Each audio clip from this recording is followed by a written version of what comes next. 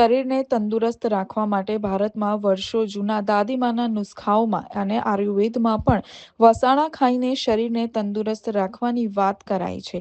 શિયાળાની ઠંડીનું આગમન થતાની સાથે જ ડભોઈ શહેરમાં બજારોમાં વસાણાની ચીજ વસ્તુઓની માંગમાં વધારો જોવા મળ્યો છે. શિયાળાની કડકડતી ઠંડીના આગમન સાથે ડભોઈમાં વસાણાની ડિમાન્ડ વધી છે. ઘરના વડીલો દ્વારા જૂની પરંપરાગત રેસીપી કાઢીને શિયાળામાં વસાણું બનાવવાની શરૂઆત કરી દીધી છે. શરીરના સ્વાસ્થ્ય વધારવા માટે વર્ષોથી ઘણા બધા લોકોના ઘરોમાં આજે પણ શિયાળામાં વસાણા બનાવવાની પરંપરા ચાલુ જ છે.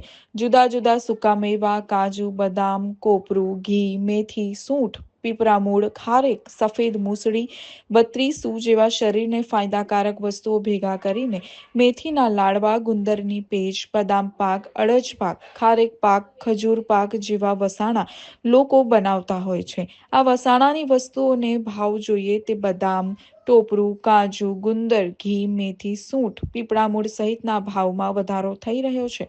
તેમ છતાં પોતાના શરીરના સારા સ્વાસ્થ્ય માટે વસાણાની માંગ દિન પ્રતિદિન વધી રહી છે.